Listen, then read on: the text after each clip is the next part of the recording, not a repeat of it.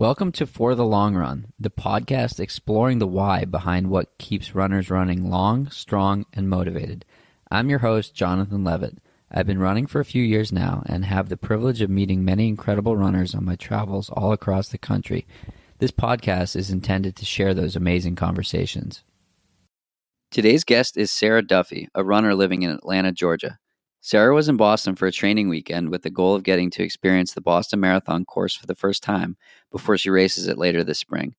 Sarah is one of those runners that Ali Kiefer talked about in last week's episode, as her big scary goal is to chase the Olympic trials qualifying standard in the marathon. I sat down to chat with Sarah after a couple of fun runs here in Boston. We shared the magic of the Newton Hills, as they were full of runners and volunteers, and it stoked the fire for Sarah's upcoming training cycle for Boston. We talked about motivation, taking time off, and how to keep that fire lit. Hope you enjoy. So we are recording here from a gloomy Boston, Massachusetts, where yesterday it was absolutely gorgeous, and today it is sleeting. I have Sarah Duffy here with me, and Sarah has been in town for what we have called the Training for Boston in Boston training camp.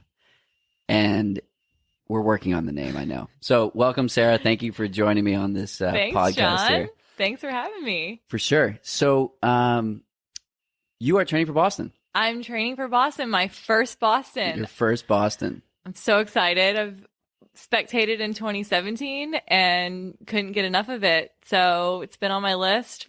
And now I got to come and train in Boston, which made the course just seem even more exciting. Nice. And as everyone knows, you don't just decide you want to run Boston and run Boston. So what's been your path to the training for Boston in Boston training camp that you're then running Boston? It's been a windy kind of path, but this year in 2019 just felt like the right year to take on Boston. I hadn't really had a marathon on the schedule in about a year. And at the end of 2018, decided that with no plans in place, that it was time to fall back in love with the marathon. And what better place to fall in love with 26.2 miles than the best course in the United States? No better place. So falling back in love with the marathon means you had to fall out of love with the marathon. So how did that happen? Yeah. I was cursed with some injuries, and it took a half marathon cycle that didn't exactly go my way, and a summer of struggling to try to get back in the groove to run a marathon in the fall of 2018. And when I just felt that my legs hurt every time I went out for miles, and it wasn't worth it anymore. So taking a step back from running made the journey of, running 10 miles a week, running 20 miles a week. Every step was kind of like, starting all over. And Bambi legs. Yes. Jello legs, like every time. And I started to do some workouts again. And after taking some time off, there's no better feeling than coming back after taking time off. And I looked back, and I was chasing some big dreams, 2017, 2018, and they weren't really falling into place because I think I was putting a lot of pressure on myself. And when you put too much pressure on yourself, it really takes the joy out of running.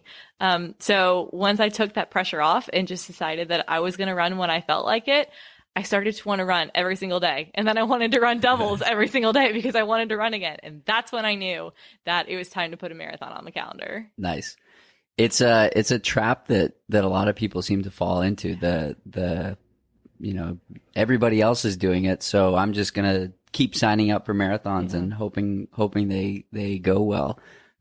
So kudos to you for listening to the fire within to back off when you needed to back off. Well, and sometimes you have to listen to the fact that there's no fire in there at the moment. If there's no fire, yeah. There's nothing inside of me that wants to race. I even went and spectated some races with friends, and I would look out at them running marathons and be like, I don't really want I'm to, good. I don't want to be you. Yep. I don't really want to be you. I'll take you out to lunch. And I really enjoy cheering for marathons and cheering for races. But listening to your body is something that it's so cliche. And I think sometimes it's a good idea to listen to your body, and sometimes it's a terrible idea because, hey, at mile 20 of a marathon, your body's pretty much telling you that you should probably slow down. But yeah, so back to your original question, Boston has been the kind of, I've put it on hold for a long time because I wanted to just run fast, and now I just want to race. Now I just want to Nice. have now fire. I just want to go Fire out there lit. and it is lit up. I mean, it's gonna freeze in a second when I come back outside. But yeah. So what was it like being on the course for the first time? Oh man. It's interesting. I've never run a course before running a marathon. Wow. I've never seen it before. I did not know what to expect.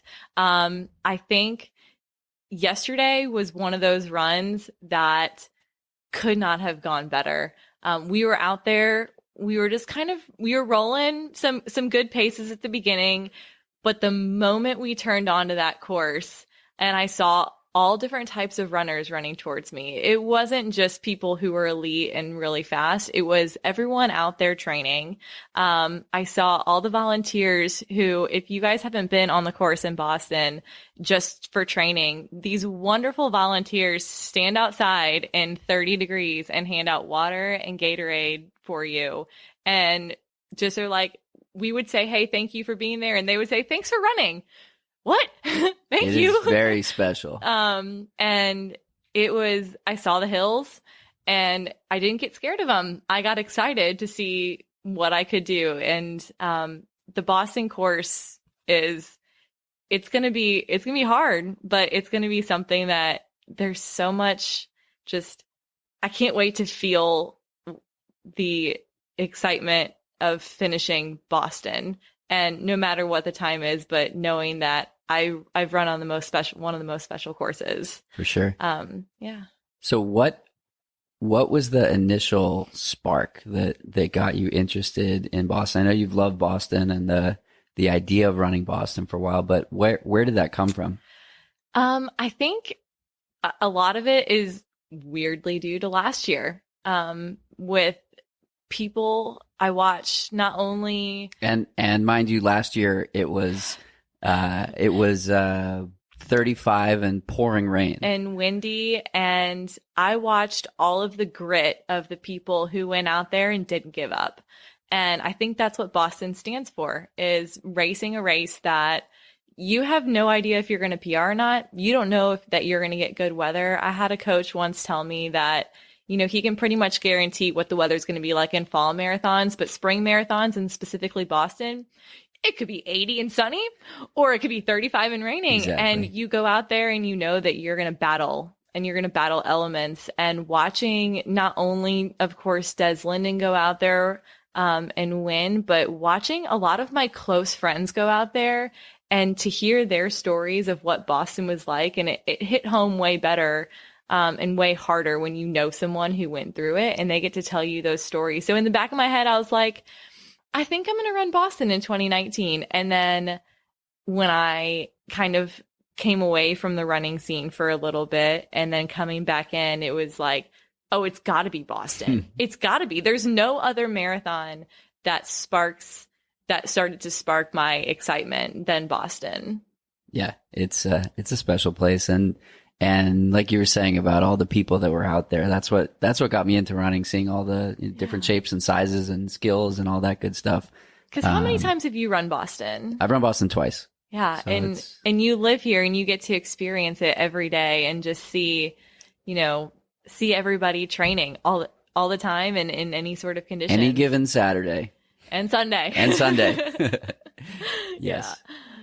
So that was yesterday. And then today we went out, and how was today? Today was a completely different day. Thank you to Boston for granting my wish for some snow. I texted John about 2 weeks ago and said, hey, would you mind bringing the snow? We don't get that in Atlanta. And when we do, it's not fun to run in. So I really wanted some snow. And we woke up this morning, and it had been sleeting and snowing all night. And with some frozen feet and fingers, John took me on a loop back into Cambridge and then back around the river. And it was cold, but it kind of symbolized, the grit of people who run in Boston. And it makes me think that, I've got to get a little bit stronger. For sure. It's fun training in Boston. I sort of feel bad for people that race Boston with, training in ideal conditions, because if you're running in rain for the first time, you're running in cold for the first time, it's a shock to the system, particularly with the odd setup of how you get to the start line. Right. It's not for the weak. It really isn't. It's a race where, from everything that I've heard and seen, it's the battle of not just the fittest, but who is really mentally strong. For sure. So again, Boston is not one of those races that you just, see on the calendar. Oh, mid-April, second race. Second Monday of April works in my schedule. It's a grind to get to Boston, not only to get to the finish line of Boston. So let's hear a little bit about how did it all come together? Yeah. The road to Boston started back in, I'd say, 2015 when I ran my first half marathon. And it was one that I had some friends who told me, who would see me running in Charlotte and say, you should come do a track workout with us. And what is a track workout? I don't know what that is. I just go out and run as hard as I can every day. A very sustainable way to train. Very, very. So they taught me the ropes of track workouts. My friend wrote me my first half marathon training plan. He was someone that I met after doing a flywheel class, and we went on a 2-mile run after flywheel, which I thought was a nice shakeout. Big deal. Running after a flywheel class, am I crazy? And he was wearing a Boston shirt, and I'd heard about the Boston Marathon at that point. And he was telling me that he had to qualify for this race. And I was kind of blown away by the fact that there's races that you have to run really fast in order to get into. I thought you just went out and raced to race and race to place. So he told me about Boston, and I told him that I think I wanted to run a half marathon. So he wrote me a plan. And so I ran the now non-existent Nike women's half marathon out in San Francisco. A nice hilly one. So my first race was very hilly, and I ran it, and I look back at some finish line photos, and I have the largest smile on my face in the entire world. And I finished, and I was like, that was the most exhilarating thing. More. So I finished, and my dad came up to me, and he's like, do you need to sit down? Do you need me to do anything? And I was like, I kind of want to keep running. He was like, I think you found something here. So I finished that and immediately signed up for a half marathon in Charlotte the next spring. And in that training cycle, I met my coach, who coached me through about 4 half marathons and 3 marathons. And he's the one who kind of saw me running and said, there's something else here other than just someone who can run a half marathon. You should try marathons. And I said, no way. No, that's a long way. And, he wrote me a plan for a build up to a marathon cycle. And I did my first, I think, 15 miler. It was 15 miles. And it was amazing. And there's nothing that kind of was the long run is where it's at. Yeah. So my first marathon, I qualified for Boston at Marine Corps in 2016. That is something else. That is special. It didn't go really my way. I went out with the aggressive goal of going sub 3 and finished in 3:15. And I was so sad. And my dad ran over to me. He goes, I'm so proud of you. You qualified for Boston. And I was like, oh, bigger picture, Sarah. Right. Bigger picture. And ever since then, Boston has been on my mind. But I was like, no, I'd rather continue to try to get a faster marathon on there and run PRs. And then somewhere it hit me that running is way more than running a PR.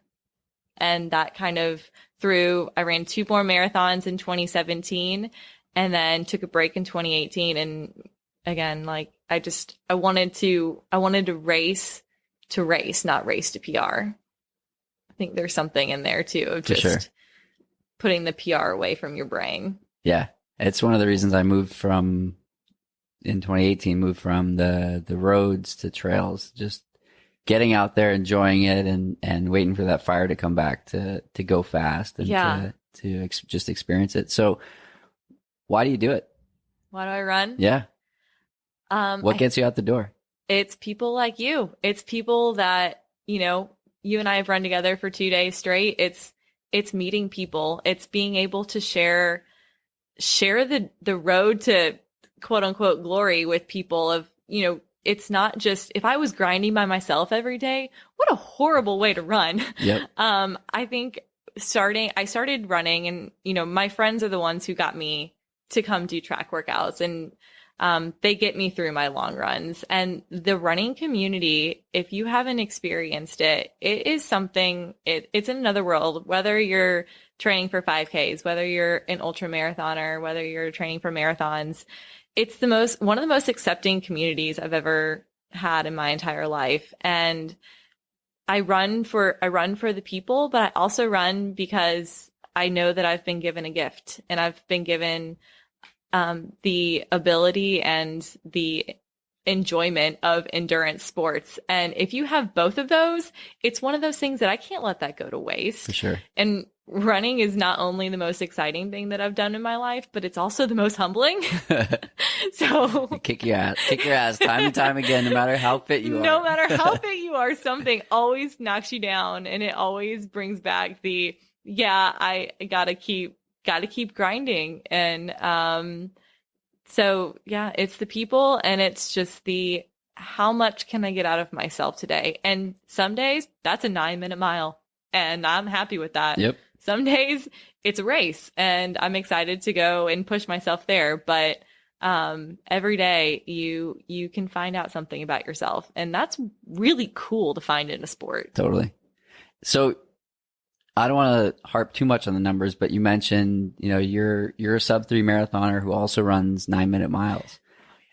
Talk to me about that. Yeah. So my recovery paces did not used to be that. Like I mentioned earlier, I used to go out and consistently be like, if I don't run sub 7 on this run, I failed. And your body cannot do that. And it, like you mentioned, that's not sustainable. So I learned in my marathon build up to Philly that the slower I ran on the day before my workouts, the harder I could work in those workouts. And through working with my coach on understanding what recovery really meant, and then working specifically with seeing my other friends who were running slower. Strava I think it's sometimes a curse, but when I remember specifically following Esther Atkins and seeing that she is an incredibly gifted runner, but she's running 9-minute miles on her recovery days. And if she's running 9-minute miles and she has about like a 25-minute PR that's way faster than me, why am I running 7-minute miles on my easy days? Right. Yeah, I saw something, someone posted that Shalane Flanagan runs 7 to 8 minute easy runs, recovery runs, and I was running 7 to 8 minute easy runs, and it's not that easy after a track workout or whatever. So yeah, it's cool to see professionals and elites and even sub elites that are posting about their easy workouts, or not easy workouts. Hard workouts, easy runs. Right. And running it's more than just your workouts. I think we get a lot. I love posting my workouts. I love being able to see like, oh my gosh, this went so well, or oh my gosh, this went so terribly. But then the next day, sometimes it's even more fun. I used to do my runs based on time and be constantly looking at the pace and seeing, like what pace am I running now? Is it under 8? Because that's good. Now I just put it on heart rate, or I just turn it off and cover it and just freedom. Just so much freedom. All effort. Yeah. And I think there's something there with with the running by effort and not really looking at your watch. I think the Timex is the greatest gift that you can give a runner, to just say, I'm going to go run for an hour, and doesn't really matter what pace it is. Yep. But there's a lot to be learned from looking at the elites, because they know what they're doing. You know, they've been at this for a long time. For sure. And then some of the gifts that they give us of not running post race, or, you know, you run a marathon and take a day off or a couple of days off or a week off. I was listening to a podcast with Ben Rosario, and he talked about that. He said, you know, these guys, that they're professional guys, and men and women, they're professional athletes. And if there was anything to be gained from running the day after a race, they would be doing it. Right. It's not like they have something else to do. So I think a lot of us can learn from that. Absolutely. Sure. And you mentioned Ben, and I follow the NAZ Elite a lot, because I think they're doing it right. And I love watching Steph Bruce's stories on Instagram after she runs a marathon, because it's always, I'm not moving. Yep. I'm playing with my kids. I'm eating whatever I want. I just worked my butt off for 16 weeks. I'm going to give my body a break. Yep. And you can look at that. I train with a wonderful woman named Lori Knowles, who I ran with in Charlotte, and now she's in Atlanta. And I remember training for my first marathon. She had finished her marathon and took 2 weeks off. I didn't see her for 2 weeks. I was like, where is Lori? And they're like, Lori takes 2 weeks off after every marathon. Lori doesn't run? Is that possible? So she okay? She okay? What is wrong with her? Her legs are going to fall off. And she comes back, and like you mentioned before, she always says the first couple days back, you have Bambi legs. Yep. But then after that, you know, she's able to start running again, and start running pretty well without injury. And you watch again, like the elites who are able to take time off, and they work really hard, and we do the same. We put our bodies through a lot in the 16 weeks building up to a marathon. So it deserves a break. It deserves a freaking donut. A donut and a rest day brag. Hashtag rest day brags. Yes. For 2 weeks. So yeah, for sure. It's I've fallen into that cycle of, you know, you race, and then I don't want to lose all that fitness. Yeah. But you can't do that. It doesn't work that way. And you don't lose the fitness after the, you know, a couple days off. And really the best way to keep benefiting, to continue to benefit from that long effort, whether it's a race or whether it's just a long run, is that rest. It is.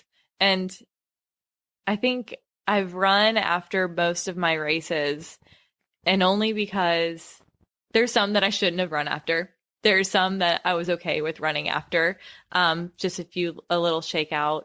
But I promised myself after Boston, I'm not running. Time off. And nice. I think I love just seeing my own progression as a runner. By you make mistakes and then you learn from them. And luckily we're in a place where we can keep at it and learn from our mistakes, and, you know, implement something new next time around. Totally. It's like a puzzle. And every time you complete the puzzle, you learn something, you learn something new, and you take that puzzle piece, and it's a freebie for the next time around. Exactly.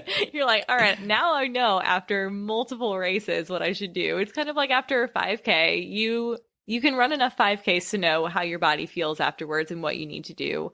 But you don't run multiple marathons like back to back in a year, you know, 3 to 4 marathons, and be able to be like, okay, I took this from the one in February and I'll implement that in April. So it takes a while as a marathoner to kind of learn what's good and what's bad. But I think number one, that's why you have friends and coaches and mentors around other people who have failed in the who past. have failed miserably and will say, hey, Sarah, don't run, or something like that. So why do you think it's so hard for people to take time off? Well, I think there's a lot of reasons. I think you mentioned one of them of, I don't want to lose my fitness. I don't want to be seen as weak if I'm taking time off. But I think it shows more weakness if you keep running and don't give yourself grace to rest. I think the people who have the most power are the ones who can tell themselves, yeah, no, your legs are feeling it. Legs are not feeling good. You need to rest. And that takes guts.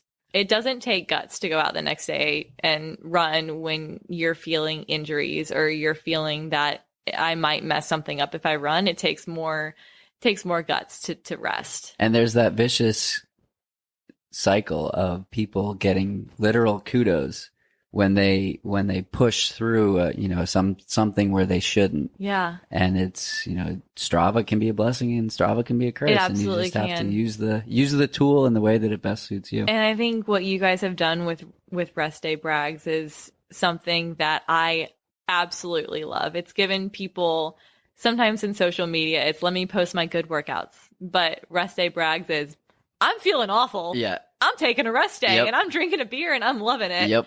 And so I think that's one of the reasons. I think I don't really want to harp on social media because I actually think it's gotten better. Yeah. I think you see people starting to understand that the sport is more than your workouts and your long runs. Totally. And so you mentioned Northern Arizona Elite. I think that what they're doing is one of the big drivers of that. They're posting the fun stuff. They're posting the burritos. They're posting, right? All of the good stuff that's not just crushing workouts. Absolutely.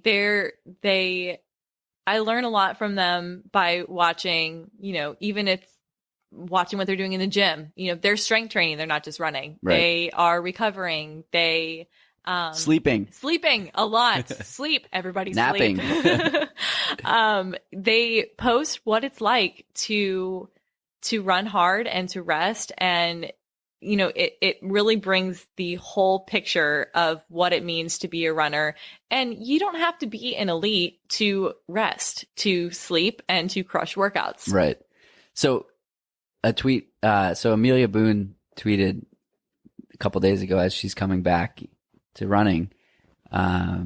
She said she sort of feels bad or guilty about spending all of this time on recovery when her mileage is super low compared to what it's been in the past. And she's like, I need to get over that and give myself the ability to rest and recover, because whatever you're doing, it doesn't matter what the next person's doing. It matters what you're doing. It Right. matters what you've done recently. It matters what you've done the last couple months, and it matters what you're going to be doing tomorrow. Yeah. So it's all about comparing yourself to yourself and not falling into that trap. I think people, and So kudos to you, Amelia. Yeah, kudos, Amelia. I think I saw that tweet too. I don't know if I liked it. Sorry. Loved it. I think we also get in the downward spiral of comparing ourselves to who we used to be. Yes. And sometimes looking too far forward to seeing, this is who I want to be. What do I have to do to get there? And sometimes it's not what do I have to do, it's what do I not do? Like if I want to get to be at a certain level, sometimes it's not looking back to say, oh, I used to be at this fitness, which means I should do that again. Oh, I used to do this mileage per week. I need to do that again. Or looking back and saying, we were saying yesterday, 3 weeks ago, I couldn't do the paces that we did yesterday. Right. And if I had that in my mind the whole time of, oh no, I should be going slower, we wouldn't have crushed the way that we did. Right. But instead we kind of figured out, where are we right here, right now? And in that moment, it was the right thing to do to go X pace. So I think to be able to really see your progression as a person, as an athlete, and to understand, all right, I was somewhere and I've, climbed this path to get to where I am today. So now I'm a new person. What can I do today to make myself better tomorrow? And I think that is kind of the framework that people need to kind of look at. Totally. I love that. Yeah, it's my coach keeps reminding me that it's important to look at what you've done in the past, but it doesn't necessarily impact what you're doing in the future. Right. Like just because you couldn't have done that 2 weeks ago doesn't mean you can't do that today. Yeah. And I think if you always look back, then you miss some of your potential. And, if I think I'm in a tempo, right? And you mentioned that, hey, we may, I think I just PR'd in the 10K in my tempo. Well, if you're thinking about your 10K PR and your tempo, Right. you're probably going to pull yourself back and say, no, like I'm going too fast. That's not what I'm supposed to be doing today. But instead, if you are just in the moment and don't think too much about the past, then you're going to see some really cool results. Yeah, it's really cool what happens when you sort of let go of the like, I think I can do X.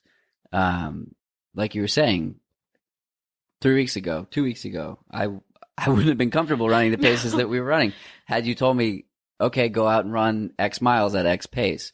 But when you sort of let go and just see what's possible and are open to, I don't want to say failure, but bonking or just like not feeling good. You have to risk it sometimes. Yeah. And I don't know if you've seen this, but one of the other runners I really love right now is Sarah Crouch. I think what she's doing is awesome because she is taking risks. She is taking off her watch in races. She's not looking at it. She is staying on paces that does she know that she can handle for a half marathon? She doesn't know, but she's willing to take the risk because that's where she is in her career. And sometimes those risks pay off amazingly. Sometimes they make us walk off the course and say, no, like, that was not the right day to take a risk. Yep. But there's something, like you mentioned earlier, so freeing about being able to say, I'm going to go for it today and see what happens. I'm going to, because sometimes I don't want to put a pace on there. I'm just going to go. I'm not going to put a limit on myself. Right. That's awesome. Yeah. So what's ahead in the next couple of weeks for you? Yeah. I am training mostly just building up my mileage, trying to get up into the 60s range, 60s. It might hit 70 because of how much I'm loving running right now. But a lot of what I'm trying to do is I'm focusing a lot on staying healthy and making sure that I do everything possible to make sure that my injury stays at bay, that I am in the gym getting stronger, that I am running carefully and really strategically, and continuing to find the fire that is inside. Nice. And I think it's there, and everyone around me is continuing to help to flame that. Cool. It's not an individual sport. We're all in it to help each other. We're all in it together. For sure. For sure. Well, I can't wait to see you fly up Heartbreak or up. Please be at Heartbreak for me because I'm going to need you. You crushed it yesterday, so I'm sure you'll remember that. Oh, yeah. That course is now ingrained in my head. If you guys get a chance to come run Boston, the course before the marathon, take a chance. John's house is open for you. Yes. We will run the course in hopefully warmer weather, but whatever it is, it'll be fun. So. And be on the lookout on John's Instagram and Strava. He's about to go crush 5K in a couple weeks here. Looking forward to it. Legs are feeling good. Awesome. Well, thank you, Sarah. This was fun, and we'll be rooting for you in Boston. Thanks, John. That's it for today's episode. Like many long runs, it's sad when it has to end. I hope you join in next week on For the Long Run, and in the meantime, happy trails. If you've enjoyed this episode, it would mean a lot to me if you shared it so that others can find it and enjoy it too.